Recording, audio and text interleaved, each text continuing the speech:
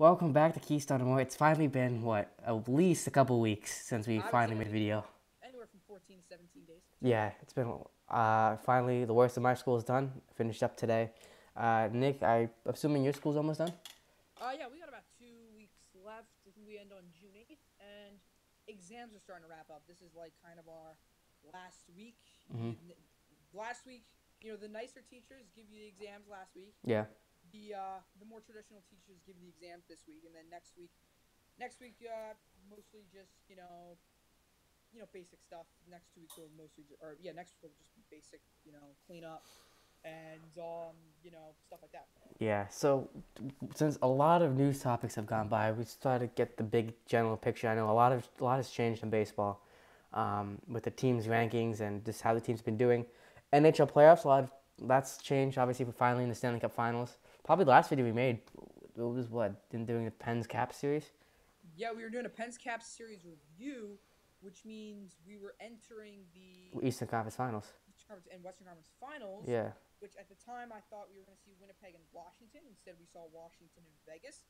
And Vegas took game one. And to be honest, as I've heard a million times, and I have to agree with these people, if we see a game one, or if we see a game two, and a game three, and a game four, game five, game six, hopefully game seven, that is similar to game one, well then, we're in luck. Mm-hmm. Because I have not seen, in this whole playoffs, in this whole regular season, you could even argue, or not even, it's not even close, because the regular season and playoffs are two different beasts. But definitely not in this whole playoffs, I have not seen a single game that was as good as game one of the Stanley Cup Finals. That was nice. Like the Pittsburgh-Philadelphia series, which I thought would be great. Mm-hmm. It ended up not being as good as I would have liked. Obviously. Boston-Toronto, not as good as I would have liked. Yeah, that was a 7-game series, though. It was a 7-game series, but it kind of felt lopsided the whole time. Tampa, New Jersey was atrocious. It was a terrible series. What was the other one? Washington, Columbus. Washington, Columbus was a good series, and it was pretty comparable to this one. Not in the way that I like that series, but it wasn't as good as Washington and Vegas. Nashville, Colorado, joke of a series. Minnesota, Winnipeg, a joke of a series. Vegas, LA, a joke of a series. The whole West Coast was a joke for the first round. Mm-hmm. Then we went to the second round. Pittsburgh and Washington. Nah. It was one sided. You could tell it was one sided. One-sided, and it wasn't as good as it had been, in previous years. Not because Washington finally won, but because it just wasn't as intense. Yeah. Pittsburgh was tired. Their defense was just not there. Defense was a joke. You just can't let up a goal within 30 seconds. It's just. Yeah, exactly. And here's what I kept saying, and I've been saying this since day one of the playoffs.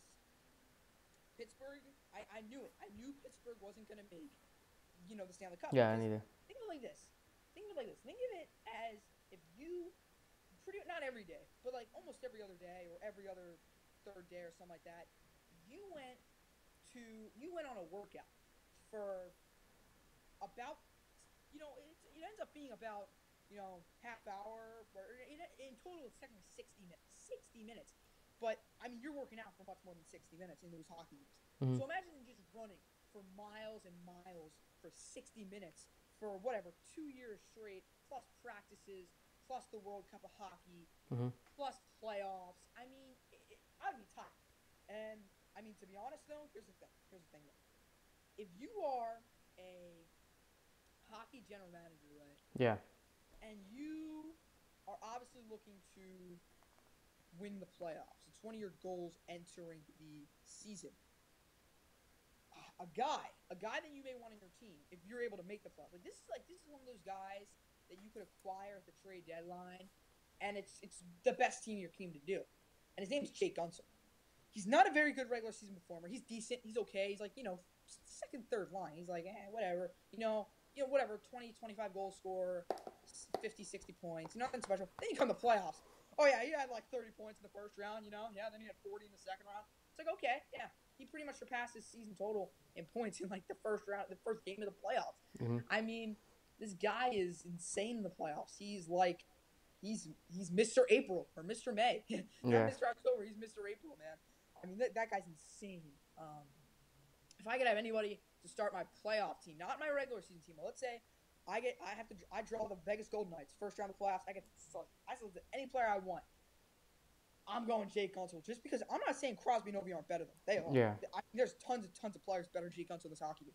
But the thing is, if you're going to the playoffs, Sidney Crosby, he's good. He's still good. He's just not top notch. Ovi's he played pretty good. He's playing pretty good, but I still want Jake Guentzel. Marc-Andre Fleury, he's terrible. And then this year he comes out and it's like, oh yeah, man, I'm finally actually playing good in the playoffs. Yeah. So to me, yes, I'm probably picking Jake Guentzel. And as a Philadelphia fan, that hurts to say, but it's true. He's just an amazing playoff hockey player. You don't see anyone turn it on like he does. And he makes the tough plays. Obviously, he gets in there. Even for a young guy, he's like 20. Yeah. Early 20s. Obviously, this offseason, it's big for a lot of teams because a lot of teams that are either just becoming serious contenders, teams that are going to be able to make the conference finals and the second round in the East and the Cup, teams like Philadelphia, Colorado, Winnipeg, teams like that are just going to be able to hopefully dominate. But then there's also teams that are going in the opposite direction. This is actually maybe one of their last hurrahs. Obviously, Chicago, they're pretty much that was pretty much their last chance.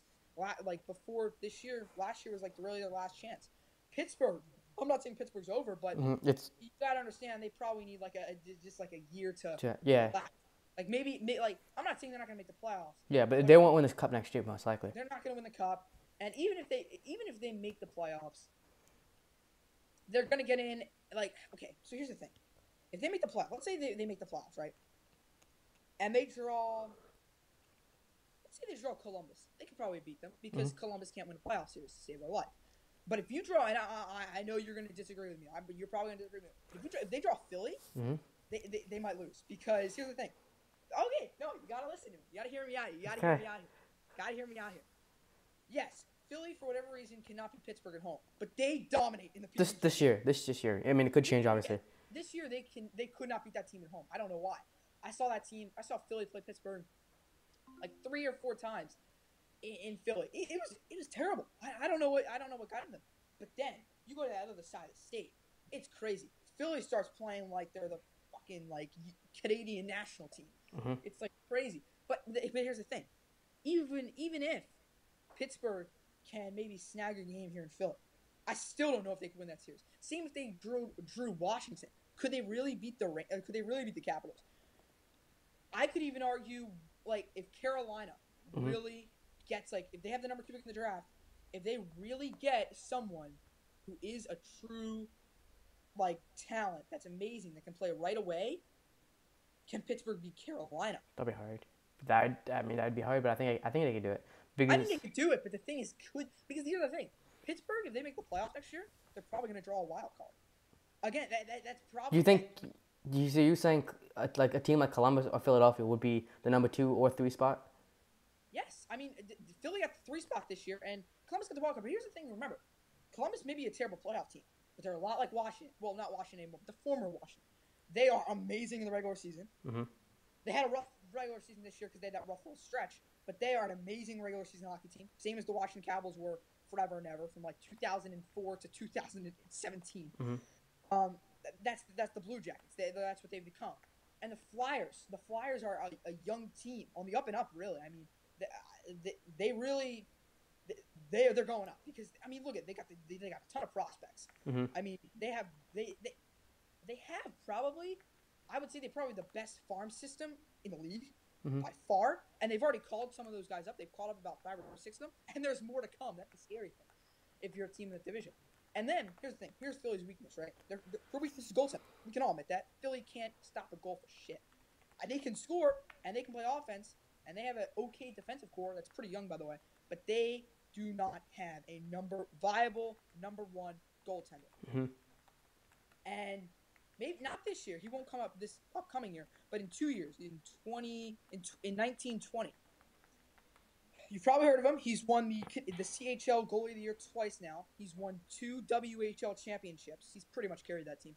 Carter Hart. You will know this guy. He is going to win Vezina trophies. He's going to win, not MVPs, but he's going to win tons of Vezinas. He's going to be all-star. He's going to be a multiple-time all-star. You're going to know him. He's probably going to get called up to Lehigh Valley next year. the AHL team. Yeah. And you got to be scared of this guy. I mean, he is just a monster of a goalie. I think in the CHL, I know it's the CHL, but he had like a 9.67 save percentage and like a 1.57 goals against average for the whole season. I mean, this guy is insane. And this was his second year in the CHL, so next year he'll be going to the AHL and then the NHL hopefully in 2 years. So you think Pittsburgh will walk out? When you look at the Pittsburgh team, you gotta admit their offense wasn't bad. It was their defense. You can't say it was atrocious, but you can't say just because their defense is bad doesn't mean they're not going to get a 2 or 3 spot. I could argue that because here's the thing: if you have a really good offense, an offense can only do so much. Yeah, like I get you. Like you could score. Because here's the thing: there's been a lot of teams in history that have great offenses, but they have terrible defense. If you have a terrible defense, here's another thing: if you have a terrible defense, what if your offense has a stretch for 2 or 3 weeks where they can't win a game? And if maybe during that 3-week span, you're playing like 10, 15 games. Yeah. 10, 15 losses right there. I mean, you're never going to play 15 games in 21 days. But in this hypothetical scenario, you play 15 games in 21 days, and you lose 15 straight games, that's 30 lost points. That puts you from 100 to 70. 97 to a 67. I mean, that's a huge loss of points right there. Yeah. Now, like, I saw Pittsburgh is shopping Phil Kessel. That would make a big difference in. It's what I call the annual Phil Kessel trade rumors. They've been around since he left Boston. Every year, I hear Phil Kessel's getting traded. Oh, next year I hear Phil Kessel's getting traded. Oh, I hear Phil Kessel's getting traded. Oh, yeah. I hear Phil Kessel's getting traded. It's every year. So until I see it happen, I don't think Phil Kessel's going anywhere. But the big thing this year is obviously John Tavares. Yeah. Open to the public. I still personally think he's going to go to Montreal. They really need that. They need someone like him. They have a really good history there. They had a rough year, yes. And I think here's another thing, though. The thing that might persuade Tavares away from Montreal is Tavares wants to win a championship. I think he might at this point. It's rare. I know you're like, no way he does. I think he could. He has something in him. He cares more about winning than winning. He's made so much money with the Islanders, and he's never gotten past the first round of the playoffs. I think maybe he made it to the second round once, but I'm pretty sure he's never gotten past the first round of the playoffs. He's lost to Florida, he's lost to Pittsburgh, but he's never gotten past the first round. And if he goes somewhere, and if he goes somewhere like I think St. Louis is an option. I mean, St. Louis, it's on the West Coast, not really the West Coast, the Midwest. But are you telling me that St. Louis missed the playoffs? Yes, but they missed it by. Not that much. They're a playoff contender. Yeah, and if you want to bring in the MLB stat of WAR, how many wins a guy contributes to a team, Tavares has got to contribute at least 7, 8 wins to the team. I mean, 7, 8 wins is like an extra 14, 16 points that easily puts you in the playoffs. Yeah. Maybe even the 3 seed in the Central. Now, I don't know if you saw Ovechkin made a comment yesterday saying that nerves was the factor. Or the reason that they lost Game 1. Do you believe that? Oh yeah, I mean, this guy has never been in the Stanley Cup Finals. His team hasn't. His team hasn't. His team hasn't been in the Eastern Conference Final in 20 years. 1998. And guess what? Was Ovi playing for the Washington Capitals in 1998? No, he didn't start playing for them until the 2004 season. So if I'm a captain who's 30-something years old now, I'm pretty scared out of my mind. This is my first time ever in the Cup. I mean, this guy had to be scared in the Eastern Conference Finals, for God's sakes. Yeah. Because he's never even been there. And, all his teammates were saying on the ride back from Tampa to Washington after Game 7, Ovi was holding that Prince of Wales trophy like it was his only child. Like, this guy, he was going crazy over just winning the East. I mean, imagine the nerves you have if you're in the Stanley Cup Final competing for the biggest award in sports, in my personal opinion. Yeah, I think obviously in my opinion, I think where T-Mobile Arena is like I don't know where Nashville plays, but it's like a Nashville it's like a last year's Nashville because it's incredibly hard. I don't know if you've seen the intros for Vegas. One of the best intros I've ever seen in my life. And someone said to me, "It's Vegas. They got to put on a show." Yeah. You weren't expecting this, but you knew they were going to put on something. Yeah, and this is probably like it's a step up. You don't see teams do this, and that's again that's another hype factor right there. Once you get the crowd into it, away team you're screwed. You got to be able to score first.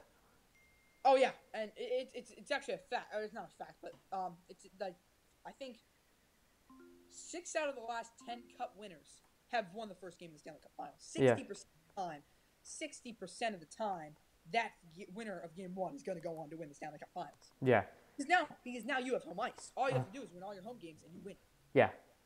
I think right now we're gonna make this into a 3-part video because of my storage on my computer. That was just part 1. We still have MLB and NBA playoffs to talk about, and we're about to make that in just 1 second.